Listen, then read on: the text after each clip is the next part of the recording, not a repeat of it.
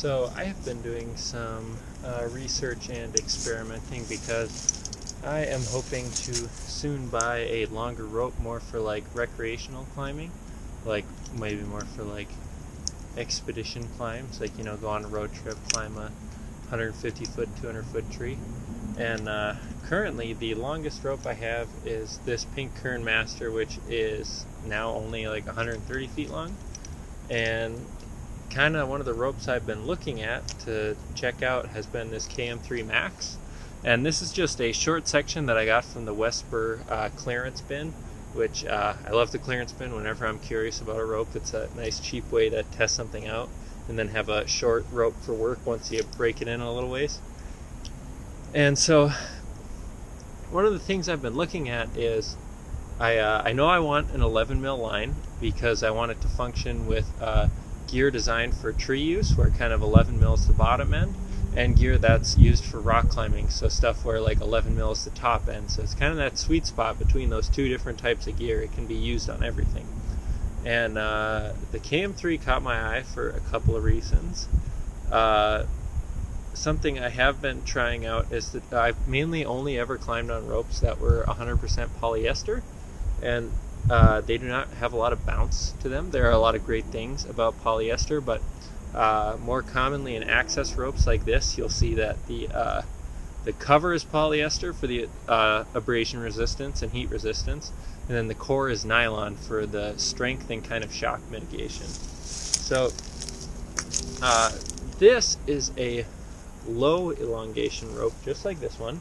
This one, I think the KMIII Max is about 1% elongation, at kind of like a human body weight, and this is something like 1.6 or 1.3 or something. But the difference between them being that this has a nylon core and this is, or a parallel nylon core like most access ropes, and this has a braided polyester core, which is pretty unusual. That's one of the things that makes this a super fun rope. One of the most noticeable differences about that is you have to dress knots in ropes like this really hard to make them set properly, whereas something with a braided core knots very easily and is very nice in the hand. But, you know, some of that rigidity can be nice, especially on long ascents, because it allows the ascenders to pass more easily across the rope. But, you know, little things here and there. The main thing I was worried about was I don't really want to, if I'm going to get like a 300 foot rope, I don't want to really get a rope that's going to be like 3 or 4% elongation, because that's going to be a lot of bounce. I mean, not terrible. I've jugged up like dynamic climbing ropes, and that is a lot of bounce. But 3 to 4% is definitely noticeable. Another piece of rope I picked up as a short rope just to mess around with, just because I was curious about it, is Yale Scandera or whatever, which is like this. So this cover is kind of a double carrier cover, so it's more like 32 strands paired up so that they're braided like 16 strands, and this is like 48 strands, I think, all used as single carrier, so it looks like a 48 strand braid or whatever. Whereas the Scandera is more like this. It has a braided core, but it has a cover like this. I didn't know it had a braided core when I bought it. Found that out when I was trying to splice it.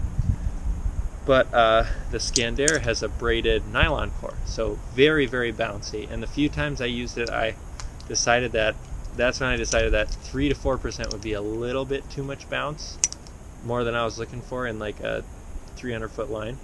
So I started to look at this KMIII Max, because since this is a nylon core, I wanted to know, even though their elongation is the same, that does not mean that they're going to respond to a shock the same way necessarily. That's my thinking anyways, mainly because this is kind of braided and it's polyester. As you're weighting it, the strands trying to become parallel is going from many folded positions to trying to straighten out, like as you load them, is kind of what's going to give it that ability to elongate. Whereas something with like parallel twisted cores like this, it's also going to be them straightening out. But I don't know, nylon's just a more bouncy material in general, so I wanted to see if I was jumping on them, which one would catch me better, even though this is technically less elongation, but when I bounce in this one I do feel better, and I'll show you why. So like I said, because this one is braided, braided, it's kind of those core and cover strands trying to straighten out that kind of gives you that elongation.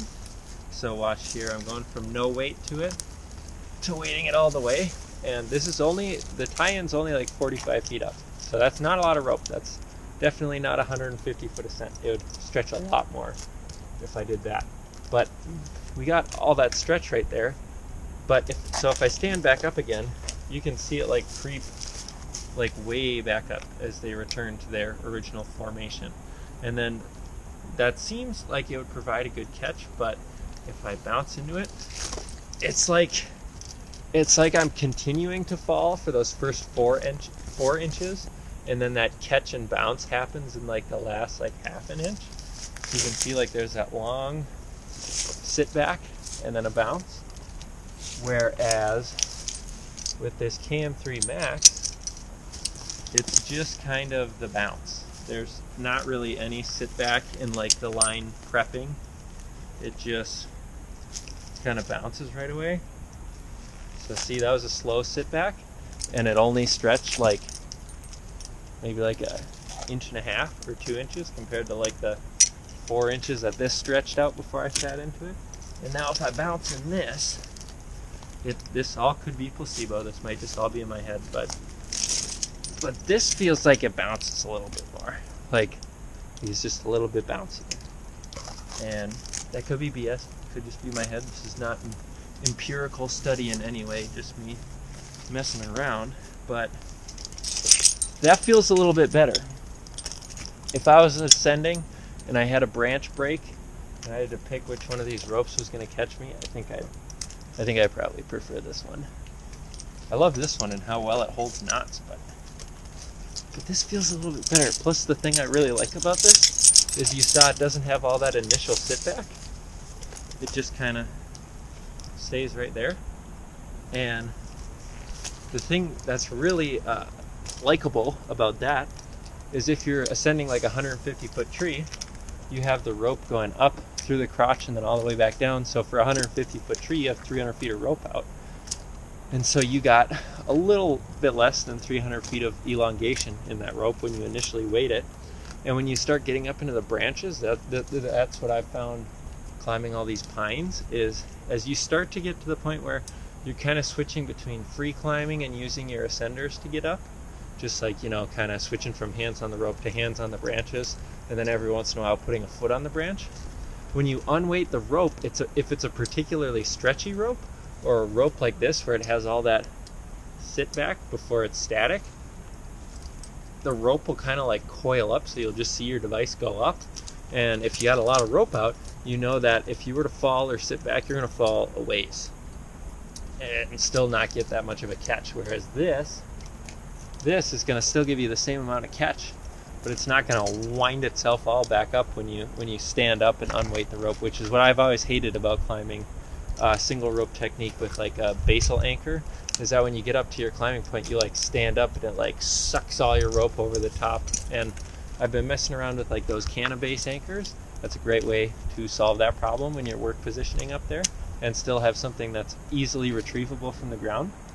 But it'd be nice to just have a rope that does what you want. So I think this is the rope that I'm gonna go with to get a super long rope. But yeah, hope you appreciated me spinning some yarns about this.